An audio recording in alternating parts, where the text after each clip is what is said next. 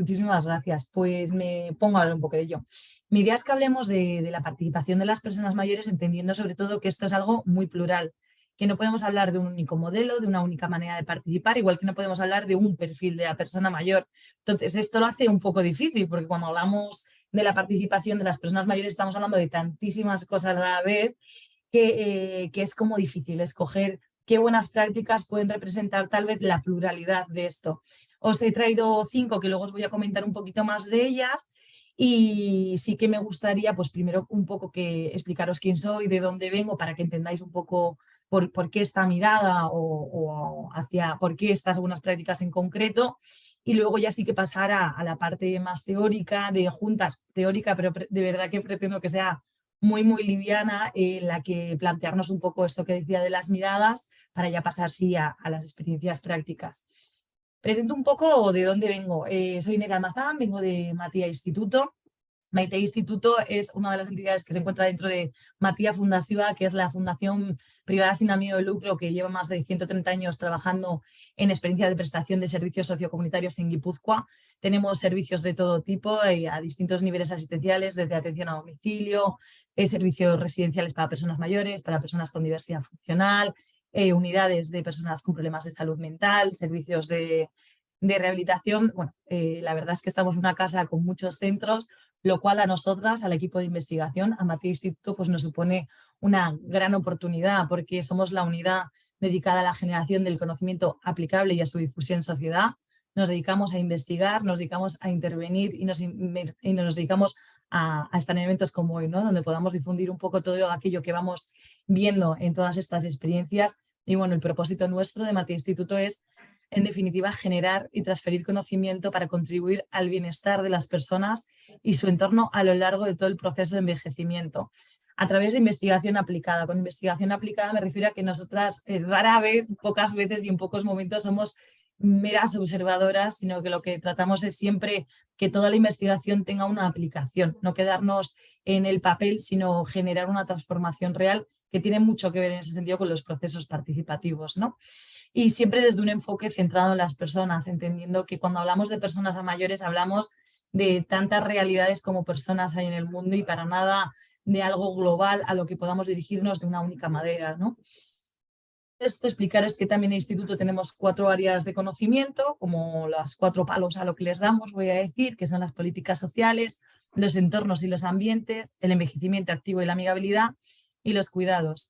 Ahí ya me coloco un poquito, yo soy psicogerontóloga, entonces yo me dedico principalmente a estos 2 últimos, al envejecimiento activo y la amigabilidad, y a los cuidados. Dentro de envejecimiento activo y amigabilidad, en la investigación y en la intervención con todo lo que son movimientos participativos de personas mayores, y en la parte de cuidados principalmente acompañando a las personas en su sexualidad.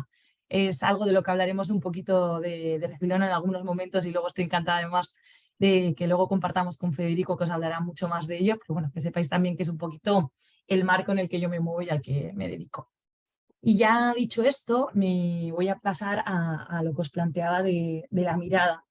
Quiero que, si estamos en una sesión en la que estamos hablando de la participación de las personas mayores, quiero que nos replanteemos un poco de manera crítica la mirada que tenemos de estos 3 conceptos, ¿no? El primero, bueno, yo ya he creado fantasía, iban a ir apareciendo una en una, vais a ver todas las imágenes seguidas, entonces ya va el chivatazo. Lo primero es, cuando hablamos de personas mayores, ¿qué es lo que nos viene a la cabeza? Por lo menos socialmente, ¿qué es lo que nos han enseñado que nos venga a la cabeza, ¿no?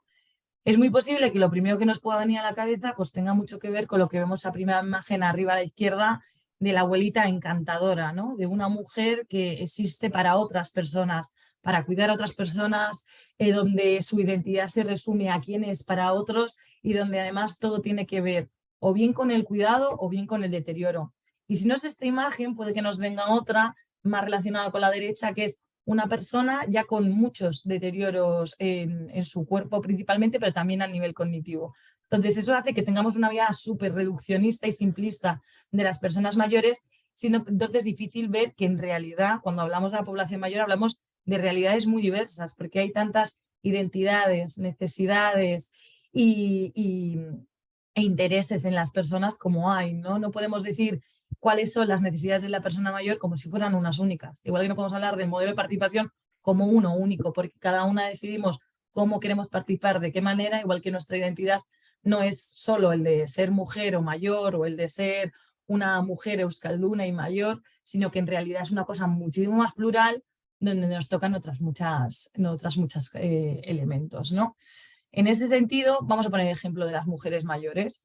Cuando hablamos de mujeres mayores, es muy fácil que caigamos en el reduccionismo de pensar en una mujer mayor, sin estudios, que ha podido dedicarse sobre todo a tareas del hogar, con muy pocas posibilidades de trabajo fuera de casa, con toda su vida ha estado totalmente vinculada a los otros, cuando en absoluto tiene por qué ser así. Puede ser la realidad de algunas mujeres, pero hay otras muchas, ¿no? Y aquí os traigo pues, a 5 grandes mujeres como 5 grandes ejemplos de la pluralidad, porque infravaloramos un poco en ese sentido la diversidad muchas veces cuando hablamos de ellas y qué decir en la participación cuando nos centramos solo en uno de los perfiles. Pues 5 ejemplos. Hay mujeres pues como Anna Freixas. Anna Freixas es una feminista magnífica que ha dado gran parte de su carrera al análisis y a la profundización sobre las realidades de las mujeres mayores, que es la gran maestra para los que nos dedicamos a ello. Entonces, pues puede ser una mujer mayor con una alta capacitación, con una titulación superior y que eres una referente en tu ámbito y eres una mujer mayor. O puede ser una mujer mayor como Merche Mendizábal, heredera de Getaria, una mujer que ha podido trabajar fuera de su hogar, pero lo que ha sido un oficio tradicionalmente entendido para mujeres. Entonces, también nos podemos plantear qué identidades hay, además de ser mujer y mayor. Y aquí traigo además los casos de cuando estas identidades, por desgracia, pues son identidades que se discriminan. Mujeres mayores racializadas, como es Antonia la Negra, una cantaora muy famosa gitana, o podemos hablar de mujeres trans mayores como es Silvia Reyes, una referente en el Estado sobre la lucha trans y sobre la realidad de las mujeres trans mayores, o qué decir de Amparo Villar, presidenta de Aldarte, el Centro de Documentación de Bilbo del colectivo LGTBI, una mujer lesbiana mayor con una gran militancia y activismo en sus espaldas, ¿no? Entonces, es importante que cuando nos encontramos en espacios como este o en nuestro día a día, no dejemos de infravalorar la diversidad, porque enseguida volvemos a poner a todas las personas en nuestros cajones y reducimos todas las identidades en 2 o 3 elementos, ¿no? Entonces, una de las maneras con las que más claramente podemos romper esto, una de las grandes respuestas para romper este edadismo y este reduccionismo es la participación. Es necesario que las personas mayores participen y en todas aquellas acciones que nosotras llevemos de participación las involucremos para que así respondan en realidad a sus necesidades, a sus intereses, a lo que es necesario para ellas y no tanto a lo que yo me imagino que para un grupo concreto de personas es. En ese sentido, además, es importante que caigamos en la cuenta de cuando llevamos acciones de participación o cuando participamos con personas mayores, que miremos al grupo, ¿no? Igual que muchas veces planteamos la participación y miramos al grupo y decimos, venga, qué importante es introducir a personas mayores y nos encargamos en buscar personas mayores para que participen, pero si miramos hay unas características muy similares entre sí y sin querer estamos yendo a por un sesgo, a por un grupo muy concreto de personas mayores y la importancia de que siempre la participación sea plural en las personas mayores, porque una persona mayor no va a representar la totalidad nunca de las personas mayores, entonces es importante que nunca dejemos de buscar esa diversidad, ¿no? Por otro lado, como os decía, hay que plantearse un poco qué es lo que nos dice la sociedad sobre dónde participan las personas mayores y cómo participan las personas mayores, para qué objetivos participan, ¿no? Una de las cosas que más nos han vendido es que las personas mayores participan en todo aquello que esté orientado a ellas, que no miran en el bien común, que no participan de manera transformadora, que sobre todo su participación es de consumo, de uso, de disfrute y que poco pueden dar a la vida comunitaria, que decía la transformación. Cuando eso la verdad es que es algo totalmente lejano a la realidad. Una de las cosas que en los últimos años más claramente hemos podido ver en nuestra sociedad es, por ejemplo, y que es más sencillo que a nivel social la gente ya identifique, es todo lo que aportan las personas mayores actualmente para sostener nuestro sistema. Porque sin estas personas mayores, que ahora actualmente tantas de ellas se encargan del cuidado de sus nietas y sus nietos, que deberíamos plantearnos también un poco hasta qué nivel estamos haciendo comprometerse a que hagan este cuidado para sostener un sistema laboral y para que las mujeres nos hayamos podido incorporar al mundo laboral fuera del hogar. Pero bueno, de esta manera al menos podemos ver ya una manera donde hay una ruptura, donde la persona mayor participa por el bien de otras personas y favoreciendo a la transformación social, ¿no? Pero más allá de ello, participan en otros muchos sitios que nada tienen que ver con lo privado, sino con lo público. En cuántas personas mayores nos vamos a encontrar en las manifestaciones, en los movimientos sociales, en el tejido asociativo. Y no tiene por qué ser tejido asociativo para personas mayores en absoluto. Igual que los movimientos sociales. Quiero decir que arriba a la derecha hay una foto del movimiento de pensionistas en Bilbo, en una de las manifestaciones que ahora mismo está siendo uno de los referentes a niveles de movimientos sociales para cualquier colectivo, por toda la movilización que están haciendo.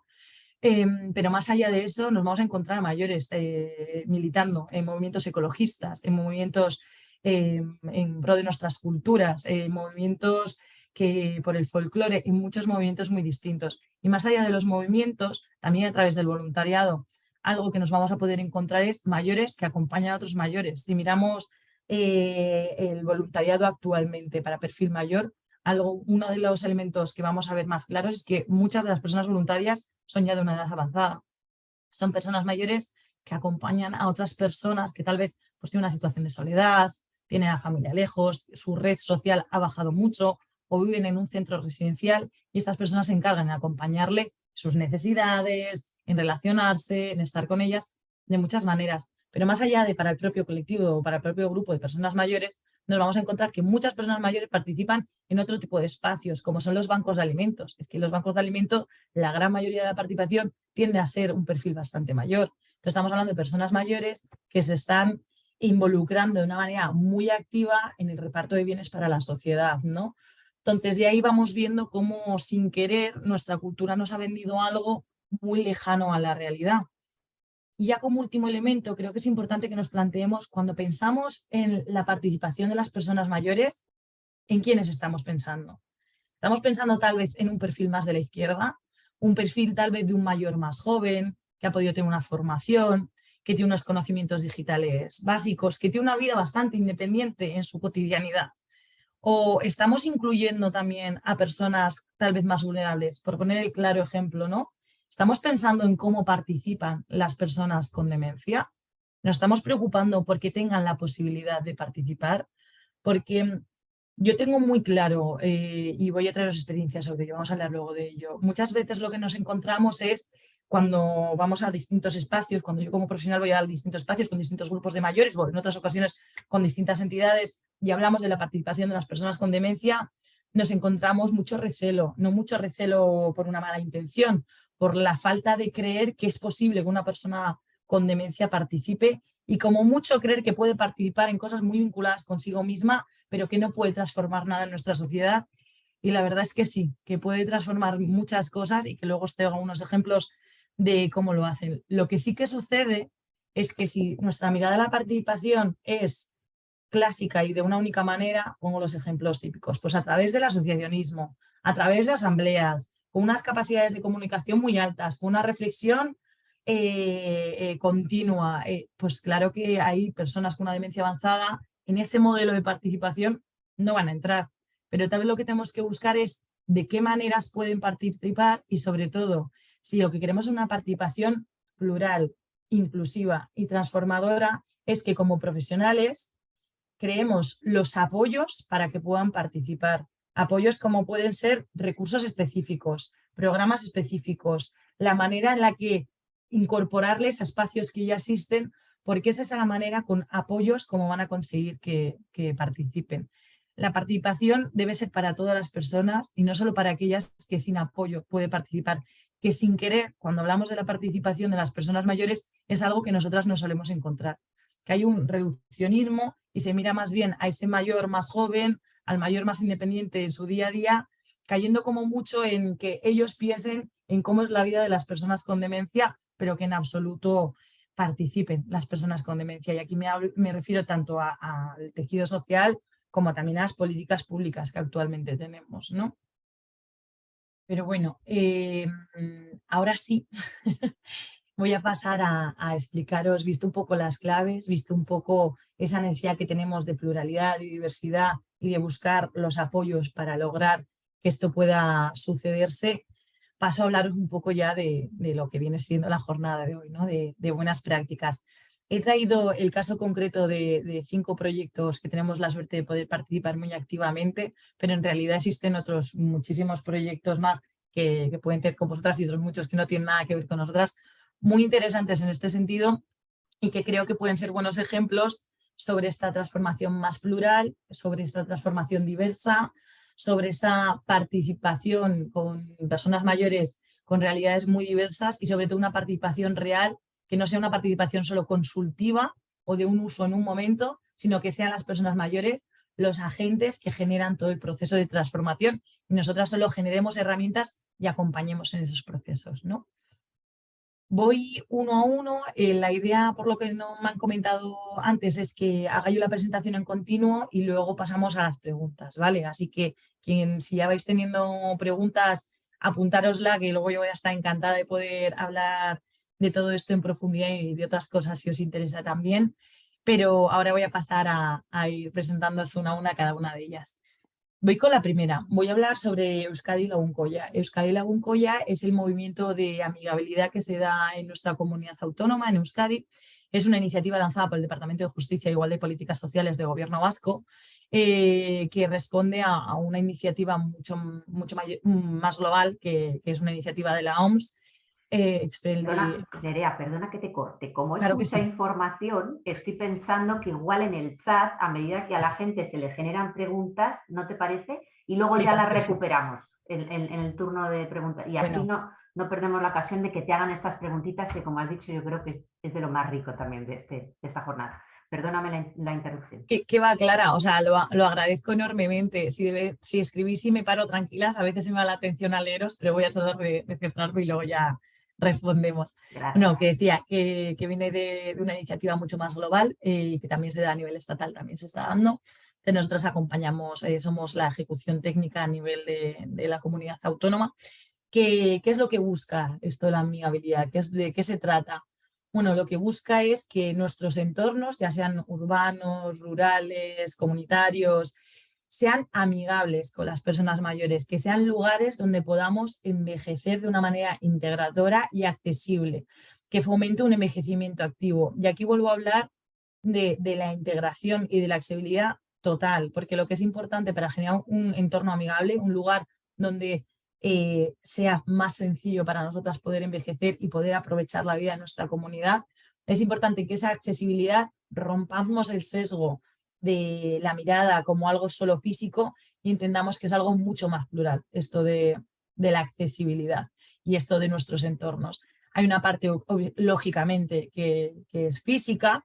Desde la OMS se marcan 8 dimensiones que son estas, que la más física son los espacios al aire libre y edificios y lo que podría ser, por ejemplo, el transporte, lo cual es importante que sea accesible, pero también hay otra parte que es mucho más comunitaria o social, que es el respeto y la inclusión, que es la participación ciudadana y el empleo, o que es la participación y el tejido social. Luego hay una parte muchísimo más de servicios y de comunicación, como pueden ser la propia comunicación y información, de qué manera comunicamos, de qué manera informamos, qué canales utilizamos, o lo que son los propios servicios sociales y de salud para personas mayores. Pero me he dado cuenta que antes de hablar de lo físico no he hablado de la vivienda, pero claramente esta sería tanto de lo físico como de servicios, que es otra de las dimensiones clave, ¿no?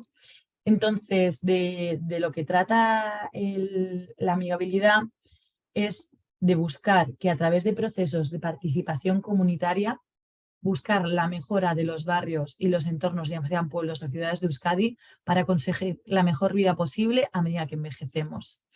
Esto a través de ¿qué? Pues por un lado de un análisis, para luego crear un plan de acción, para luego generar unos cambios en lo relativo a estas diferentes áreas, pero con un compromiso público. Lo que se busca es que sea una iniciativa donde se dé la mano lo comunitario con lo público a través de la participación de las personas mayores para lograr esta mejora de la calidad de vida de toda la ciudadanía. Cuando hablamos de un entorno integrador, va a ser integrador para todas las personas, aunque el foco lo pongamos en las personas mayores o en que sea más fácil para todas nosotras poder envejecer en nuestros entornos, realmente el objetivo es la mejora para toda la ciudadanía.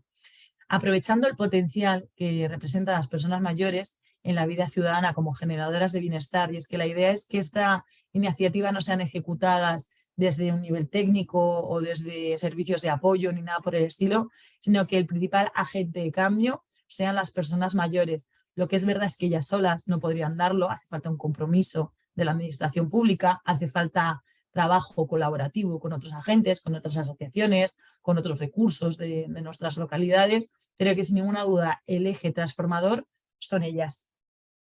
¿Y esto cómo se da? Bueno, pues actualmente lo que se realiza es una metodología bottom-up, que es de abajo arriba, buscando que la ciudadanía sea la que genere el cambio en el sector público, y tenemos definida un proceso de 5 fases. La primera llamamos la fase 0, porque es la fase que se da inicialmente y que luego no se repite, y luego es un proceso de mejora continua entre esas 4 fases. Esta primera fase es muy importante por lo que he ido hablando antes. La primera fase, la fase 0, la de grupo promotor, se trata de generar un grupo de personas mayores que sea diverso entre sí. Porque lo que no queremos es un sesgo clasista, capacitista, heteronormativo, machista, nada por el estilo. Lo que queremos es que ese grupo represente la diversidad de nuestro pueblo, la diversidad de las personas mayores que existe en nuestro pueblo, algunas que vivirán en zonas más apartadas, otras que vivirán en el casco antiguo, que responda pues, al nivel socioeducativo de las personas, a las distintas capacidades, a muchísimas cosas, ¿no? Entonces, lo que es importante es crear un grupo promotor que va a ser la estructura de la iniciativa. Va a ser el principal agente que ponga en marcha las distintas acciones del proceso. Va a ser quien se encargue de comunicar, de atraer otros agentes, de hacer todas estas interacciones, y sobre todo se va a poder aprovechar mucho su bienestar y de su mirada para ese bienestar común de toda la sociedad, ¿no? Entonces, lo que hacemos es un proceso de esa fase, 4 fases de mejora continua, que es primero un diagnóstico, analizar cómo está la localidad en base a esas 8 dimensiones que os he presentado antes, para luego pasar a un plan de acción, el cual es un plan de acción municipal que se hace con el ayuntamiento para que haya un compromiso real y se pongan acciones para lograr esas necesidades que se han identificado en la primera fase.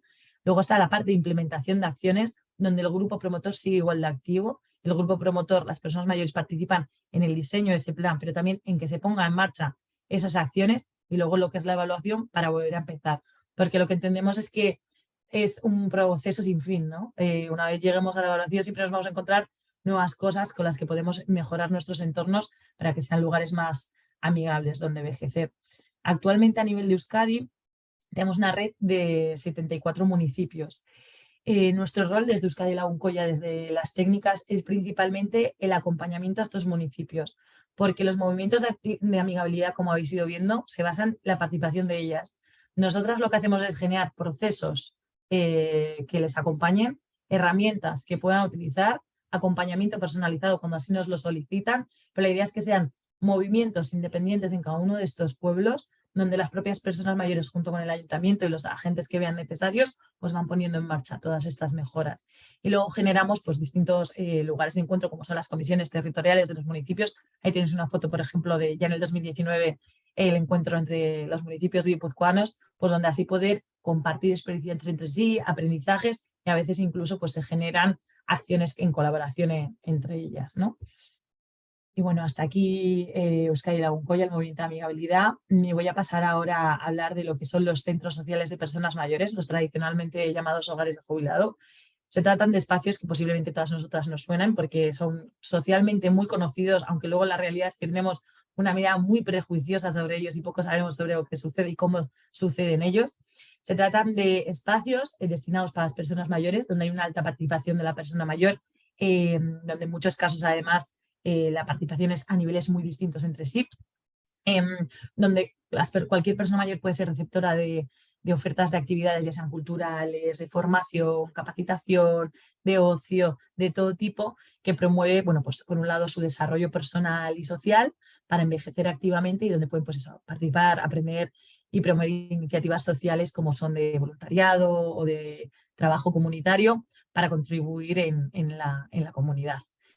¿Qué es lo que nos sucede? Que aunque son un recurso muy generalizado en nuestra sociedad, en todo el Estado, ha habido una crisis generalizada a lo largo de todo el Estado. Nos hemos encontrado que cada vez son menos las personas que acuden a estos centros, que hay cada vez más dificultad para relevar las juntas, porque los centros habitualmente tienen una asociación de personas mayores que tiende a ser la principal gestora de todo el centro, y cada vez hay más dificultades para relevar estas juntas.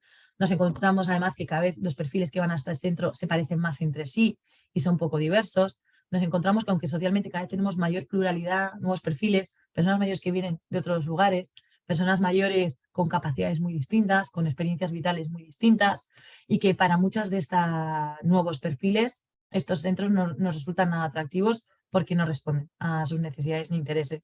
Nos encontramos además con que cada vez hay más recursos municipales de deporte, de cultura, de ocio, a la que las personas mayores, como es lógico, deciden acudir, pero que dificulta que acudan, por tanto, a hacer actividades similares a estos centros. Y luego nos encontramos que a nivel global ha habido un cambio generalizado en los modelos de participación.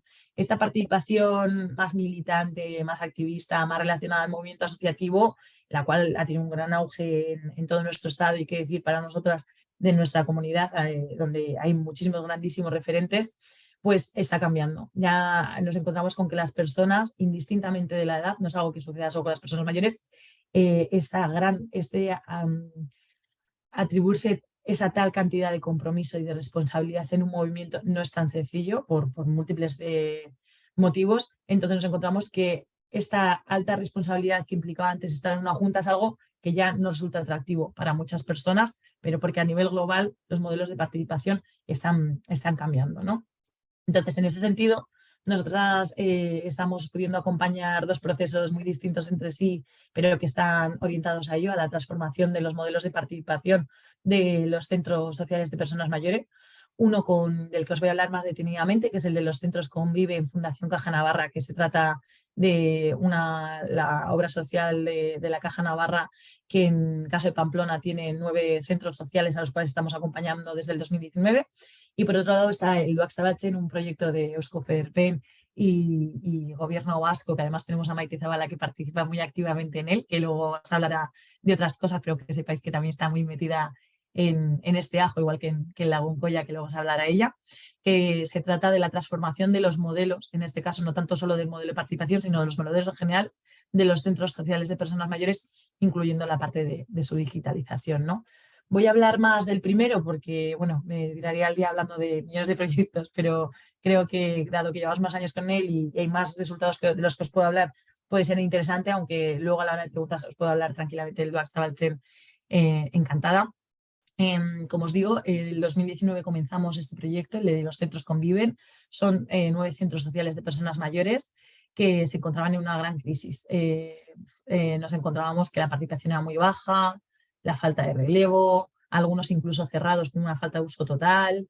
Entonces, desde la Fundación Caja Navarra, que es la principal responsable de estos centros, aunque cada uno de ellos tiene su asociación de personas mayores detrás, que es la principal gestora además del centro, pues se encontraba muy preocupado sobre cómo adaptarse a los nuevos tiempos, y que decir además cuando al año de comenzar empezó la pandemia, que cerró por completo los centros, ¿no? Entonces lo que generamos fue una serie de procesos participativos de transformación. Hicimos hicimos un proceso en uno de ellos, un proceso piloto en el barrio de La Chantrea, un barrio muy particular que os recomiendo mucho que conozcáis de Pamplona, con un movimiento social muy potente. Entonces empezamos en La Chantrea con el grupo de personas mayores muy distintas entre sí, personas mayores que apenas acudían al centro, personas mayores que tenían una gran implicación en el centro, algunas más jóvenes, otras más mayores. Había personas que incluso su participación era que eran mayores, pero no usaban el centro, sino que hacían acompañar a su madre mucho más mayor para que su madre acudiera al centro, ¿no? Entonces, con este grupo repensamos cómo queríamos, y la profesional de dinamización del centro, perdonadme, con este grupo repensamos cómo queríamos que fuera el centro. Y fue así como llegamos a generar un nuevo modelo, el modelo de centros Convive, el cual tiene, pues por un lado, define por primera vez, porque lo que nos sucedía mucho con estos centros es que las funciones de los centros nunca han estado muy claras. Hay un punto de para que se lo pasen bien, pero es útil para los mayores, pero para qué es útil tampoco lo tenemos claro.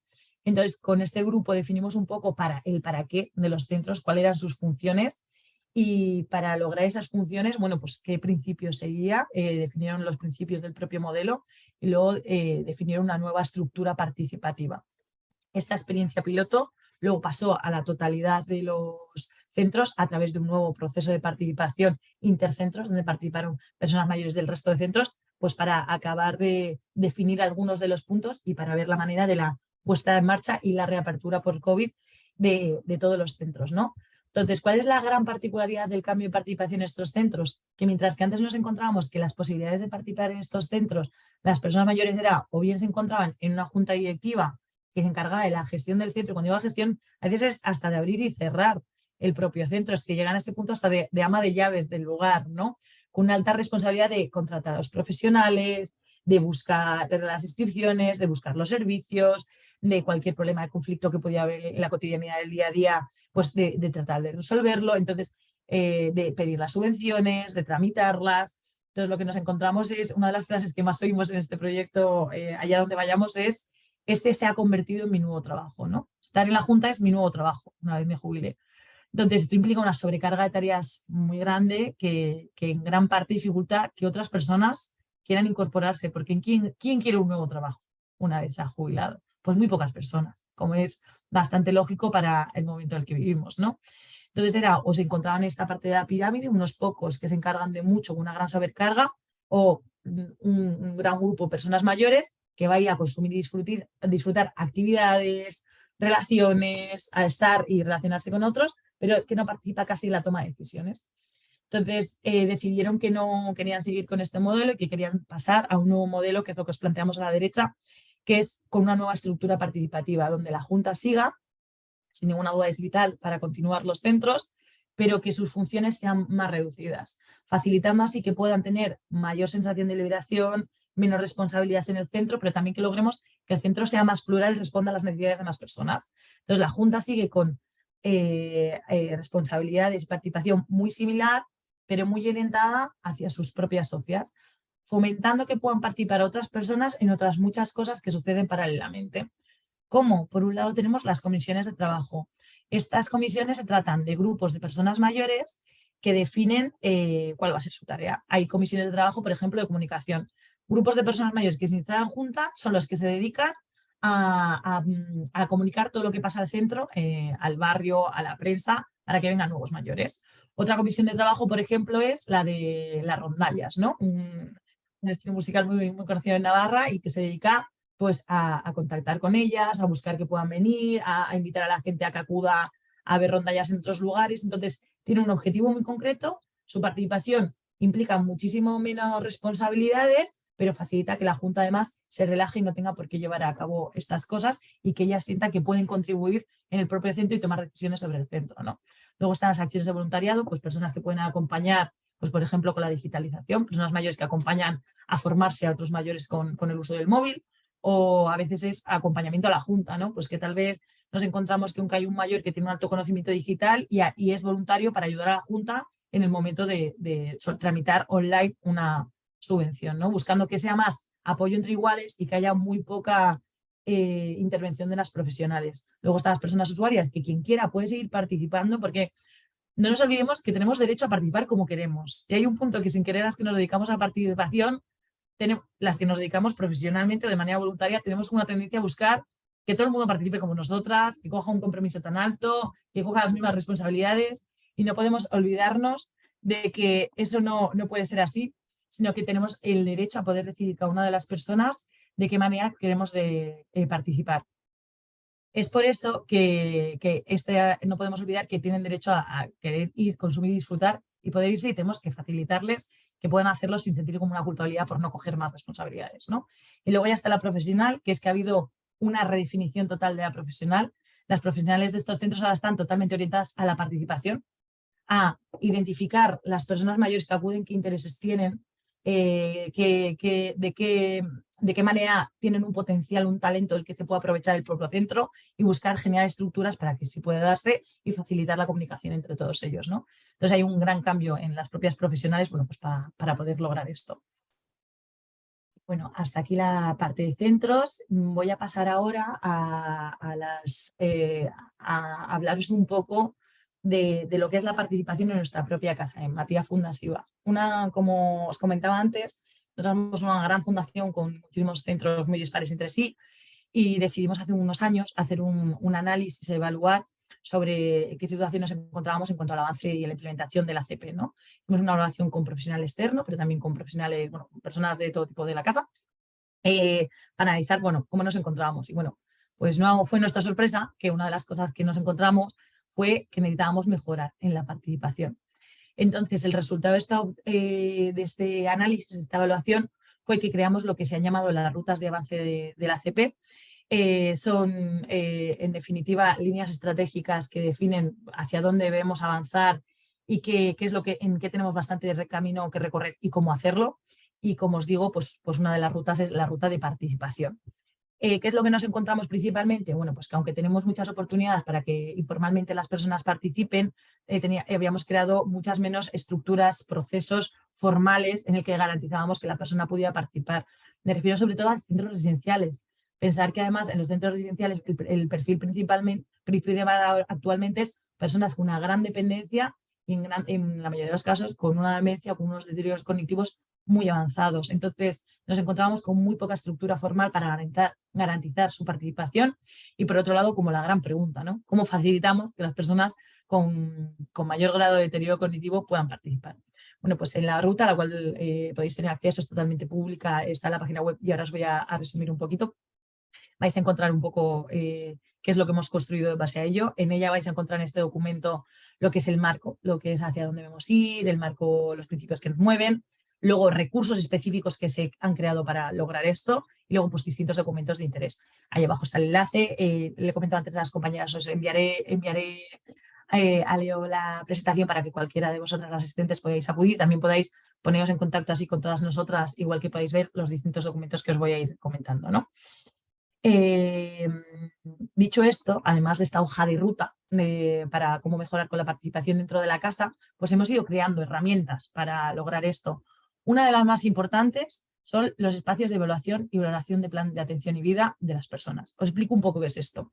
Hasta el momento, hasta hace no mucho, nos encontrábamos que por cada persona que vive en el centro, lo que se hacía eran reuniones entre distintos profesionales de manera anual, donde se evaluaba un poco la situación de la persona y su evolución.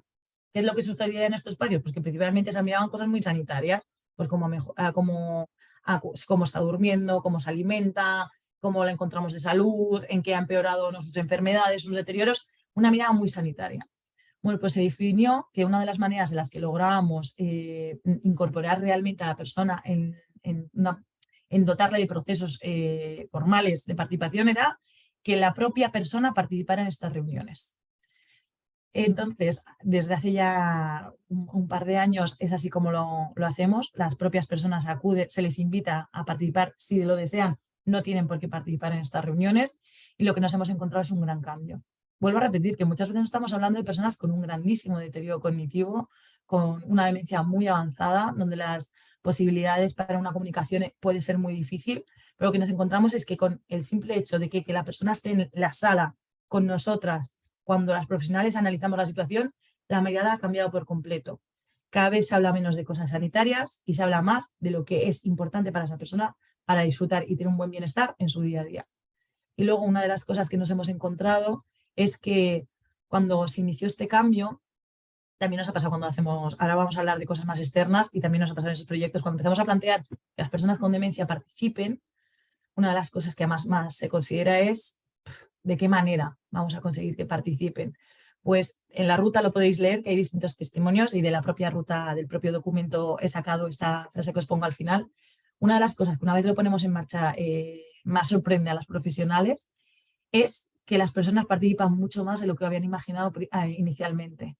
A pesar de ser tal vez la psicóloga, la terapeuta ocupacional, la auxiliar, que la conoce en su día a día, que conoce sus capacidades de comunicación, a pesar de tener un alto conocimiento en ella, lo que se encuentra es que cuando entra en el espacio dice, wow, es que ha podido aportar y ha podido decir cosas que yo no pensaba que iba a poder pasar. Entonces nos encontramos que cuando las invitamos y las incluimos, todo cambia, porque lo primero que cambia es nuestra mirada. Entonces, tal vez es muy importante que nos planteemos en incorporarlas e invitarlas a muchos espacios de participación que actualmente tenemos, ¿no? Otra de las herramientas que tenemos, tras muchas, ya os digo, o sea, ahí tenéis la documentación y podéis escribirnos para todo lo que queráis, os traigo solo estos dos ejemplos, es el cómo quiero. Se trata de una herramienta en la que lo que buscamos es pues, construir con la persona un plan de atención y vida. Ahí veis a la derecha, podéis ver un poquito, amplio un poco para que veáis mejor las distintas cosas que tiene el cómo quiero, ¿no? Es cómo quiero empezar el día, cómo quiero pasar el día, cómo quiero comer, cómo quiero acostarme, cómo quiero pasar la noche, cómo quiero hacer cosas importantes para mí. Entonces lo que se trata es que desde antes, es un caso inventado, os digo, no creéis que se trata de una persona que vive en nuestros centros. Pero este sería pues, un ejemplo del modelo de un cómo quiero rellenado en Matías. Lo que os decía, lo que garantizamos con eso es que de una persona desde antes del momento de entrar a una de las residencias a vivir, vaya a poder hacer un análisis de todas estas cosas. Se les hacen preguntas pues, muy concretas sobre qué es importante, si soy más bien de las que me gusta despertarme tarde o me gusta despertarme pronto, si la ducha es una cosa que me cuesta, si es una cosa que me gusta todos los días, qué cosas me hacen sentirme bien, de qué tipo de música me gusta que escuchar, si para mí es importante que me hablen de mi equipo de fútbol, ese tipo de cosas, para que así una vez comiences a vivir en el centro, toda la atención esté centrada a ti como persona, respondiendo a tus intereses y a tus necesidades. Esto además no se rellena en un único momento, sino que se va rellenando continuamente. Primero, desde antes del inicio, entre la familia y la persona que va a venir al centro, y luego con las propias profesionales junto con las personas. Ellas participan en todo ello. Deciros además que en las cosas importantes a hacer para mí tenemos, que me parece importante señalarlo, uno de los elementos que tenemos claramente definido es que preguntamos abiertamente sobre la sexualidad de las personas, porque una de las cosas que nos pasa es que tendemos a asumir una asexualidad en ellas que hace que no les preguntemos sobre aspectos que tal para el resto de nosotras nos parecía impensable no pensar en ellos cuando pensamos en nuestro bienestar, ¿no? Entonces, una de las cosas también que creemos que es más transformadora es que no dejamos de ver presente la sexualidad de ellas a la hora de definir cómo van a vivir en la casa y cómo les podemos acompañar. Y bueno, paso ya al siguiente, al proyecto Ictus Home Lab, que es un proyecto un poco distinto, que en la metodología se trata de un Living Lab. Este tipo de metodología lo que busca es la innovación centrada en la propia persona usuaria, que sea ella quien participe en toda esta construcción a través de contextos reales y de investigación. En este caso, en nuestro proyecto se trata de un Living Lab dirigido a personas que han sufrido ictus y a su entorno cercano. Porque es lo que nos encontrábamos, que mientras que hay una gran atención hospitalaria, una vez tú sufres un ictus, tiende a haber un gran salto a cuando acudes a tu casa. Hay una gran asistencia inicial, pero de repente un día te dicen, bueno, ya está, el alta, se acabó la rehabilitación, para casa. Y identificábamos que ahí había un vacío. Entonces es de ahí de donde nace este proyecto, porque teníamos la gran oportunidad, por tiempo no voy a parar mucho en esto, pero actualmente se están generando un nuevo modelo de viviendas para toda la vida, que es el proyecto de Lugarit, y en él habíamos reservado unos espacios concretos, que son 3 apartamentos destinados a la investigación. Entonces, con esta oportunidad que teníamos de tener estos espacios, vimos la oportunidad mágica para crear este proyecto en el que analizar qué necesidades hay cuando tienes un ictus antes de reincorporarte en tu casa y qué debemos crear para que pueda dar solución a estas necesidades, ¿no? Entonces, actualmente es verdad que estamos al inicio del proyecto. A lo largo del último año, en los últimos 2 años, hemos hecho la indagación de las necesidades que surgen de las personas una vez han padecido un ictus. Esto lo hemos hecho con personas con ictus, con sus familias y con profesionales, y juntas han definido un poco, bueno, pues cuáles son todas esas necesidades compartidas. Para a partir de ahora empezamos ya con el diseño de posibles soluciones en conjunto que poder ir testeando, buscando sinergia con otros para así buscar distintas líneas de proyectos que vayan pudiendo ir a dar respuesta a todas estas soluciones que vamos pensando. Entonces, como veis, otra manera de participar donde ponemos a las propias protagonistas no solo en el análisis, sino en el diseño. Es verdad que en este proyecto no se obliga a ninguna persona a que su participación sea continua desde la primera fase hasta el final, sino que cada persona puede participar con el compromiso y el nivel que ellas quiera. Hay quienes quieren participar y continuar en ello, y hay quienes quisieron estar de manera consultiva y han decidido ya retirarse, lo cual creemos que es positivo, porque generamos espacio donde cada una pueda participar de la manera que sea más cómoda para ella. Y ya por último, os quería hablar del Como en Casa. Como en Casa es un proyecto financiado por la Unión Europea, el Plan de Recuperación, Transformación y Resiliencia y el Ministerio de España, en el cual el objetivo principal es crear una transformación en los centros para que sean espacios menos institucionales, donde haya una realidad mucho más cercana al hogar, mucho más hogareña, y donde el modelo de atención sea el centro de la persona, ¿no? Esto lo estamos llevando a cabo en Asturias y en Guipúzcoa, en 12 centros residenciales en el caso de Asturias y en 5 guipuzcoanos, que se tratan de 5 centros nostradamus de Matías. y bueno, pues tiene como dos líneas principales, una más de evaluación y otra de un acompañamiento participativo para la transformación. ¿Por qué os traigo este proyecto exactamente? Porque esta parte del proceso de acompañamiento participativo para lograr unos centros residenciales con donde hay un modelo de atención centrada a la persona y donde logremos, bueno, pues efectivamente sean espacios más hogareños, lo hacemos a través de grupos promotores. En ese sentido, muy similar a lo que hablábamos antes de la amigabilidad, Euskadi Lagunkoia, o del tipo de metodología que utilizábamos en los centros Convive, ¿no? Y hay quienes participan, pues lo mismo. Buscamos que la participación sea plural. Personas que viven en esos centros, personas profesionales y sus familias. Y juntas, pues van definiendo un poco qué es lo que es necesario para llegar a esos avances, diseñar el plan con el que ponerlo en marcha y luego poner las acciones en marcha. Es verdad que se hacen simultáneamente, ¿eh? A diferencia de la amigabilidad, tal vez que tiene las fases como muy marcadas, aquí es un continuo. Si ya identificamos algo y ya tiene una solución para ello, se implementa. Os pongo aquí una fotito, por ejemplo, de uno de los grupos promotores. Hay grupos promotores en cada uno de los centros. Bueno, pues para que veáis que aquí mismamente vuelva lo mismo, vuelve a haber personas con demencia involucradas en estos grupos promotores o personas con grandes deterioros de distintos tipos involucradas en estos grupos promotores, para que veáis cómo su participación es posible y que nos encontramos además un discurso muy similar a lo que nos encontramos en la casa, ¿no? Que es muchos profesionales se asombran de ver todo lo que una persona con este tipo de deterioros puede aportar y nos esperaban, o cómo su sencilla presencia, su participación a través de estar ahí con nosotras ya cambia nuestra mirada y cómo importante es esto.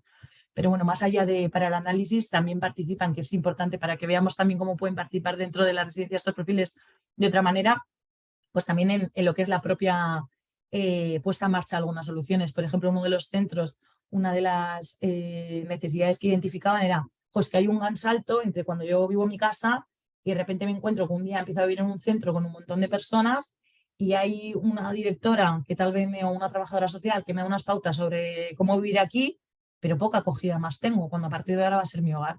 Bueno, pues han definido la necesidad de crear un comité de bienvenida, que es personas mayores que viven en el propio centro de residencia, va a ser quien te haga la acogida al centro, quien te lo vaya a enseñar y quien te vaya pues, a poder acompañar en esos primeros días. Entonces, para que veamos también cómo ellas mismas pueden participar, no solo pensando y diseñando, sino también pues en la puesta en marcha de acciones. Y bueno, hasta aquí todo. Muchísimas gracias. Voy a dejar ya, voy a dejar de compartir pantalla para veros las caras.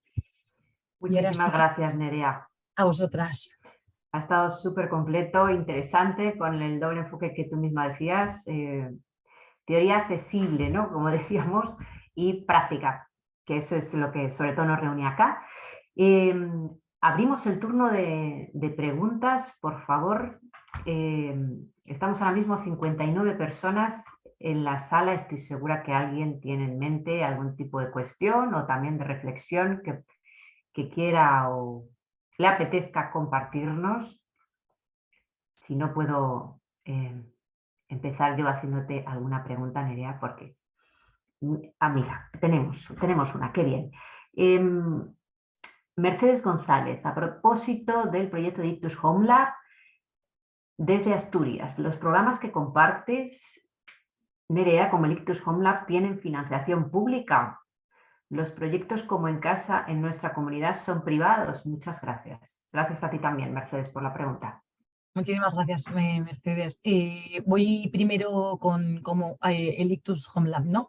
El Ictus Home Lab actualmente no, pero como os decía, se trata de un proyecto que acaba de iniciar y que es verdad que, como os explicaba, actualmente estamos en un momento de análisis donde hemos podido pues eso, hacer la identificación con profesionales, familias y personas que han sufrido ictus de las necesidades, y estamos pues en la búsqueda del diseño de soluciones, que esas sean las que ya esperemos que a futuro pudieran tener pues, financiaciones de todo tipo, y que decir que la pública, pero es verdad que estamos lejos de estar en este momento porque estamos en fases muy iniciales, ¿no?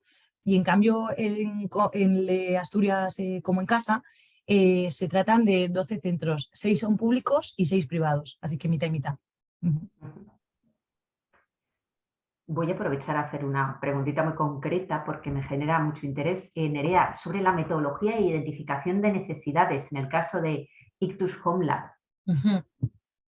Vale, he de deciros que ahí va a ser mi compañera Laura Fernández Cordero, quien nos va a poder responder con muchísima más detalle que yo, porque es la investigadora principal de este proyecto, y os doy su email en la presentación que luego os enviaremos.